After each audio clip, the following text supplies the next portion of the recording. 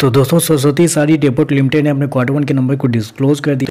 देखते हैं क्या है क्वार्टर वन के नंबर्स के अंदर, क्योंकि हाल ही में कंपनी का आईपीओ आपको लिस्ट होता हुआ देखने को मिला था। 20 अगस्त को ही कंपनी का आईपीओ आपको आता हुआ देखने को मिला था। 50 गुना से ज़्यादा सब्सक्रिप्शन भी इस कंपनी का आईपीओ को मिला था। 160 रुपये पे कंपनी का आईपीओ फिक्स किया गया था, आईपीओ प्राइस फिक्स किया गया था और लिस्ट होता है 200 रुपये के आसपास। और अभी देखें तो शेयर 159 रुपये के आसपास आपको ट्रेड करता हुआ देखने को मिला था। आप कह सकते हैं जितना कंपनी का जो आईपीओ प्राइस था उसके आसपास ही कंपनी का अभी करंट मार्केट प्राइस आपको देखने को मिला है। तो चलिए देखते हैं कंपनी का नंबर कैसे आपको देखने को मिल रहा है।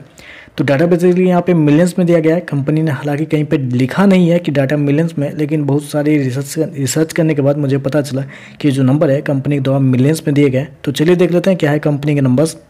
तो देखिए पिछले क्वार्टर में कंपनी ने 122 करोड़ के आसपास का रेवेन्यू जनरेट किया था। पिछले साल 129 करोड़ के आसपास, जबकि अभी देखें तो कंपनी का रेवेन्यू 130 करोड़ के आसपास आपको देखने को मिला। तो साल दर साल देखें तो साल दर साल कंपनी के रेवेन्यू के अंदर कुछ ज़्यादा बड़ी चेंजेस आपको देखने को नहीं मिले। लगभग बोल सकते हैं 0.6% के आसपास की तेजी है, तो उसको तेजी बोलते नहीं है, तो फ्लैट कर सकते हैं। साल दर साल कंपनी का रेवेन्यू आपको फ्लैट देखने को मिल रहा है। जबकि क्वार्टर जाते हैं तो क्वार्टर कंपनी के रेवेन्यू के अंदर लगभग बोल सकते हैं 6 से 7% के आसपास की तेजी आपको देखने को मिले। तो क्वार्टर देखें तो तेजी है, लेकिन साल दर साल ऑलमोस्ट फ्लैट आपको देखने को मिल रहा है।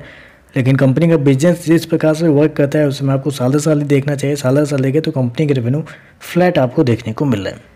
खर्चे की बात करते हैं। पिछले क्वार्टर में 117 करोड़ खर्च किए थे, पिछले साल 124 करोड़। अभी देखें तो कंपनी खर्चे 123 करोड़ के आसपास आपको देखने को मिले। तो खर्चे भी देखें तो खर्चे भी कंपनी के ठीक है, ऑन एन एवरेज आपको कंट्रोल में ही आपको देखने को मिल रहा है। चलिए कंपनी का नेट प्रॉफिट क्या निकलता है वो देखते हैं। तो देखिए पिछले क्वार्टर की बात करें तो पिछले क्वार्टर में कंपनी लगभग बोल सकते हैं 4 करोड़ के आसपास का प्रॉफिट मिलती है। पिछले साल भी 4 करोड़ के आसपास का प्रॉफिट, जबकि अभी देखें तो कंपनी का प्रॉफिट 6 करोड़ के आसपास आपको जाता हुआ देखने को मिल रहा है। तो कंपनी का प्रॉफिट के अंदर देखें तो साल दर साल एक अच्छी खासी तेजी आपको देखने को मिले। लगभग वहाँ पे बोल सकते हैं कि 45% के आसपास का जंप आपको देखने को मिल रहा है। क्वार्टर भी जाते हैं तो वहाँ पे भी एक अच्छी खासी तेजी आपको देखने को मिले।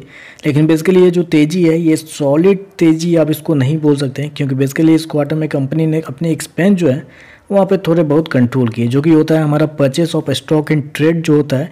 ये यहाँ पे देखें तो कंपनी ने इस क्वार्टर में मात्र 98 करोड़ खर्च किए हैं, जबकि पिछले साल 105 करोड़, पिछले साल 101 करोड़। तो ये जो मेन जो एक्सपेंस होता है कंपनी का, वहाँ पे कंपनी ने थोड़े से कम खर्चे किए हैं। यानी कि स्टॉक में जो सामान लाया जाता है कंपनी का से वहाँ पे यहाँ पे थोड़ा सा कम खर्चा किया गया है, जिसकी वजह से कंपनी के जो एक्सपेंस है थोड़ा सा कम होता हुआ देखने को मिल रहा है, जिसकी वजह से कंपनी का प्रॉफिट आपको बढ़ता हुआ देखने को मिल रहा है।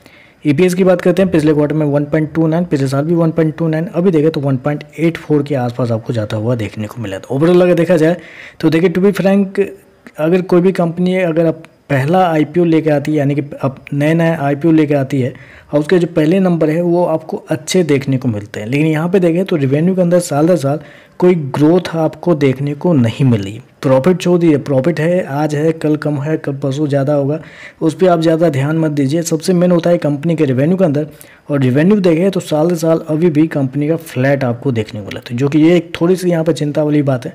बाकी देखते हैं कंपनी के नंबर्स को मार्केट कैसे रिएक्ट करता है। आज के लिए बस इतना ही। वीडियो पसंद आए तो लाइक कीजिएगा, साथ में साथ चैनल को सब्सक्राइब जरूर कीजिएगा। धन्यवाद।